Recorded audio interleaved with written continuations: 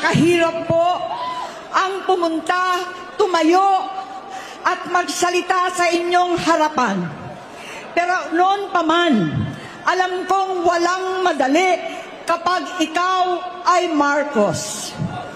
Nanginginig ako at ang aking boses, hindi dahil ako'y natatakot sa inyo, kundi dahil nalulungkot po ako. Ipagpaumanhin ninyo kung sa gitna ng pagsasalita ako, ako'y hihinto, hihinga dahil sa bigat ng aking kalooban. Pero hindi yan ang dapat kong ihingi ng paumanhin. Hindi yan ang kasalanan ko sa bayan na dapat ihingi ko ng tawad. Narito po ako dahil sa tawag ng Iglesia ni Cristo para sa transparency, accountability at hustisya. At dahil sa tawag ng sarili kong konsensya, bilang senador, bilang kapatid, bilang Pilipino. Bata pa lamang kami ni Bongbong. Alam na ng buong pamilya ang problema sa kanya.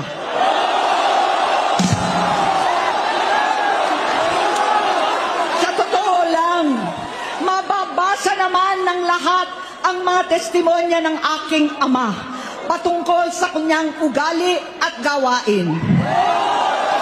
Noon, dahil may tatay pa kami, hindi ko pa siya responsibilidad. Noong tumatanda, ay mas naging nakakabahala. Batid ko na nagda-drug siya.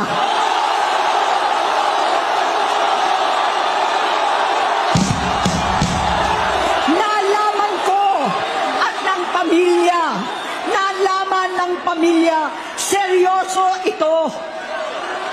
Minsan, kami ng Presidential Guard at Metro Gompa ang naglilinis tuwing nagpa-party po sila. Namuhay kaming magkakapatid sa ibang bansa. Kami-kami lang.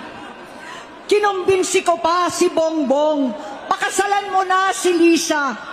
Naisip ko noon, kapag nag-asawa siya, malalagay na sa tahimik at magkakaroon ng direksyon.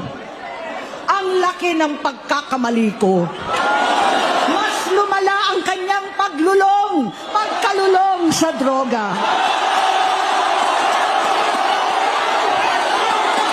Dahil parehas pala silang mag-asawa.